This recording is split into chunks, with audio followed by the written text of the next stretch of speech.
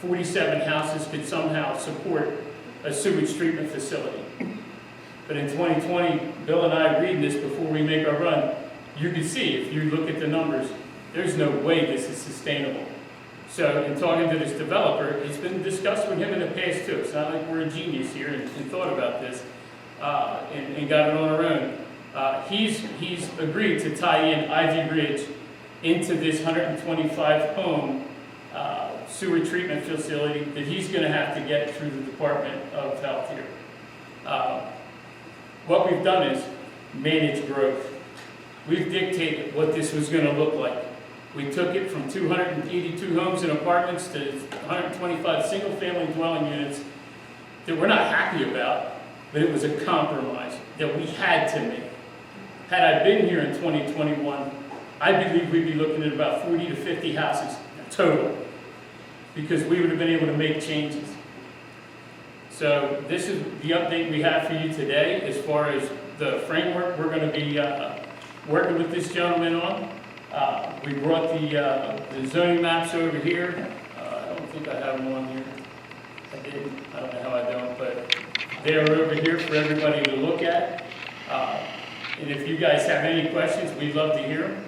And as much as I can answer, because we are still considered in court here, we'll give you the best answers that we can. But in talking to Ivy Ridge, I thought it was important to tell you guys where we were, so none of this misinformation gets out there. No more fear-mongering about lawyer fees and we're going to bankrupt the township and all this stuff. That's all horse crap. You got a board working for you right now. We've done more in the past year with less than you've had done in 20 years here. And I told you guys I could do it. You were told it was all lies. So if anybody has any questions, come on. Huh? Or comments. Or comments, yeah.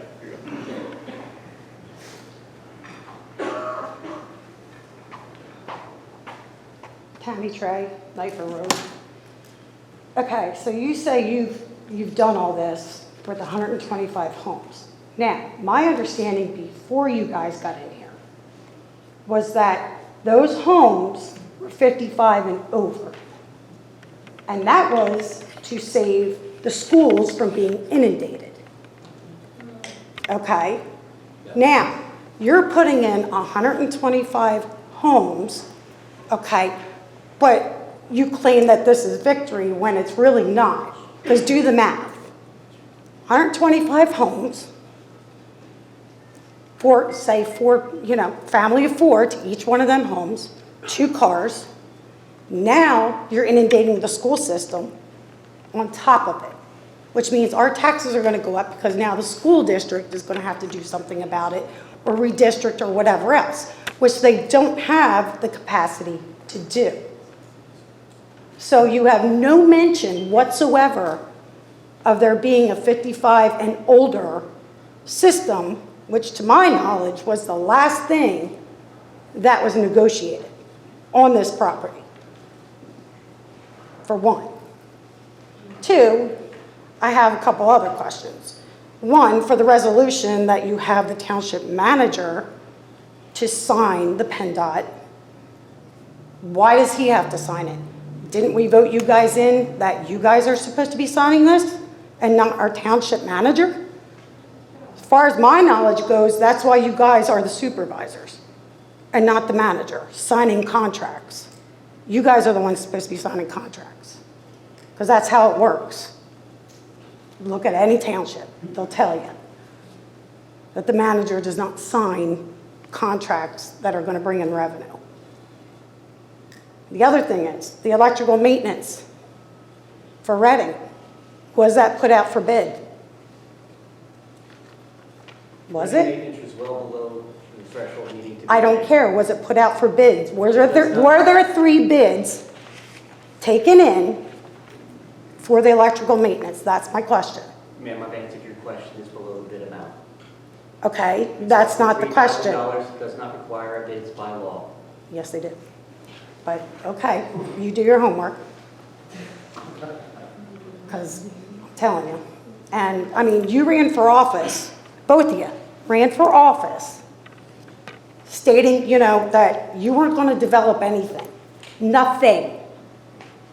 Now, what happened? Because now there is a development going in. Now, the other side of that coin is when you have a developer owning property, anybody owning property, you're now dictating to them what they can and can't do with their property, which there's going to be lawsuits on. New Hanover had it because they tried to do the same thing. And that's public because they tried to stop it and they couldn't, because you can't tell people what to do with their property. The whole zoning thing that you guys spent our tax money on to do, same thing. You're telling all of us what we can and can't do with our property. I know somebody that wanted to add something to their property. They can't because you guys zoned it, rezoned it. And it wasn't anything major to do. But you guys had to rezone to stop things, including the property of Hendricks, which you can't do. Because like I said, that's where New Hanover ran into issues. I do my homework. I pay attention. So, you got a lot of explaining to do by telling people that, there's not going to be any development, which now there is. And when you're going back 20-some years on this property, you can't be pointing fingers at everybody else prior to you, because the thing is, it's going to happen no matter what. You can slow it down by dictating what you want, but you can't stop it. You can't. By law, you can't. There's just so many questions that I have in my head that I can't even get them all out right now because of this. Your first And the other, well, 125. let me think. The other thing is, okay, the land preservation. You're going to sock everybody here for land preservation tax?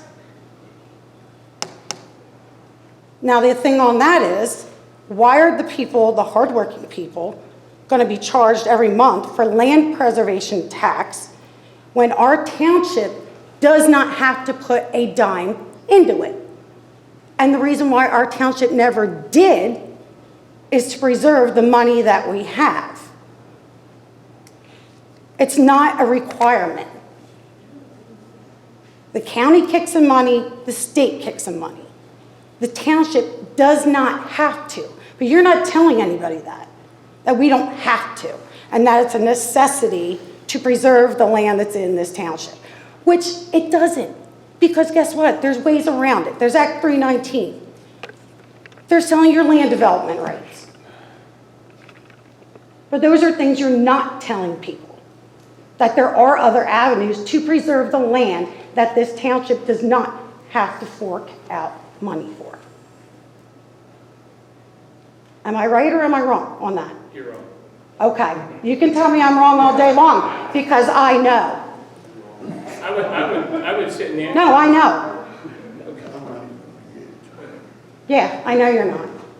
Mr. Chair, I'll answer these questions for you if you want to sit and take the time. I'll answer them for you. That's fine. Your first was you were upset about the 125 houses and the impact on the school, right? Right? Okay.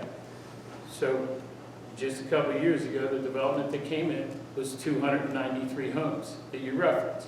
There was 46 units up top that were 55 and older. But that leaves 247 down bottom. What I've done here, what Bill has done here, is a heck of a lot less damage to the school system here. I take it into account. My wife's a school teacher, teaches in a mega school. I know exactly what's coming to Boyertown. Mm-hmm. But without doing what we've done here, that's what's going to happen. 293 homes inundating that school system. Well, the taxes, there's no ifs, ands, or buts. The taxes here are going to have to go up. That's the other thing you said. There would be no taxes. Now you're trying to hit us with the land tax. So the other thing you said was I was going to stop development. So when I ran with Mr. Carafa, it was what? You were going to stop You development. can't stop progress. We can dictate what it looks like. You guys tried this before. Just because you say it doesn't make it true. Yes, it does. No, okay. Yeah, it does, because trust me, the way you interpret it can be different than the way I interpret it. Clearly. Being a lawyer, she would know that. Ms. You can Trey, I'm interpret the sorry. law different ways. There's nothing I can say to appease you, and I get it. Yeah, And you I know. understand. You're still sore. I'm not sore about nothing. I'm so far past. Oh, I'm not, trust me, I'm not sore about anything, but what you're saying and what was done, you just keep blaming everybody before you. And here's the thing, everybody tried to do and run it like a business.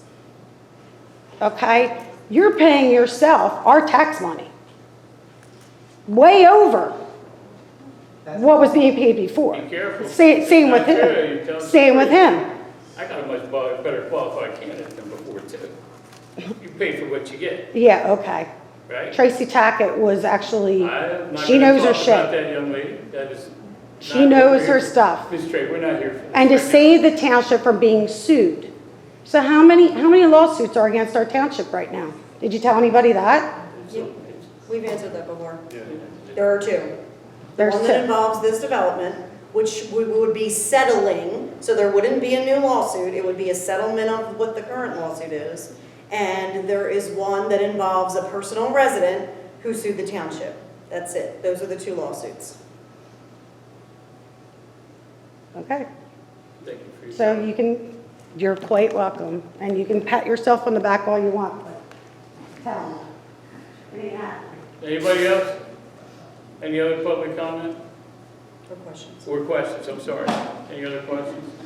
Is that the new proposed house? That's what he had given us. That is, That's 100. yeah, it's what we're building the framework around, yes. Thank you. Yep. So if you wanted to look at, I thought it was on here. No, tell them. And it's not final. No, This will be subject to a written agreement that will come before the board at a later time at another meeting to be approved at a public meeting. This was just an introduction so that everybody would be able to hear the information now before the rumors start or something like that, and there's disinformation. But that's a better idea of what it all looked like versus what was shown before with the 250. Correct, that shows the 125 rather than the 250 something. Yeah. I have a question. And there's already been modification to it. Is that Miss Jackie back Yeah. there? Yeah, Oh, Thank you're you. supposed to be at the podium, number one. All I right, don't we're gonna let you go today, but there's already been changes to it. So he puts it through here, we can build around this, modify, work with it. But yeah, some changes have already been made to it, but there won't be anything drastic done to it.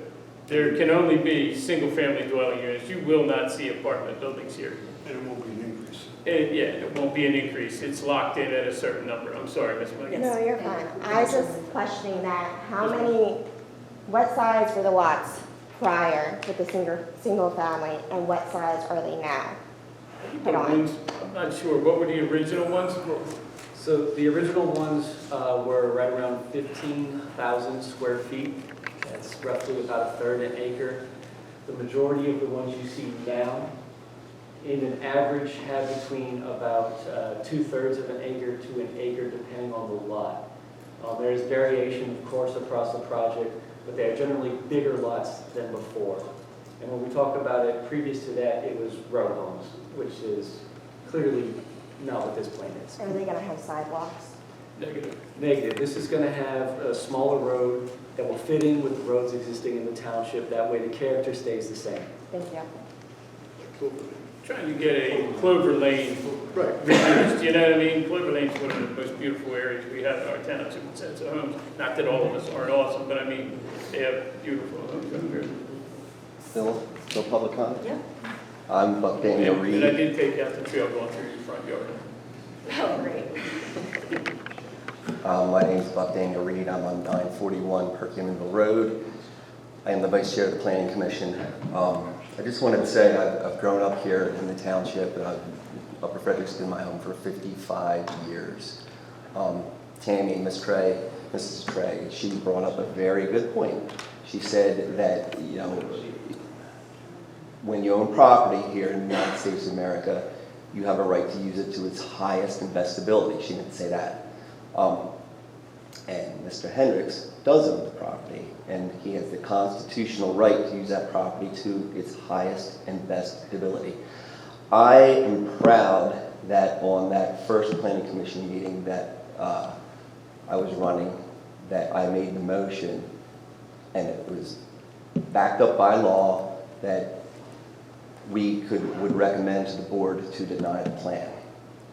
Now, if Mr. Hendricks would have had certain pieces of information that was requested that day, by law, we would have had to have recommended to the board to approve the plan. So he has that constitutional right to use it. And he's here. What really angers me is the owner of the largest parcel of that property. And I don't know if it was Dave Hansen, actually I'm pretty sure he was in office then, but the previous owner, who owned the largest portion of that property, about 150 acres, they were in the township for decades and decades and decades. I know that because I played best friends with their son.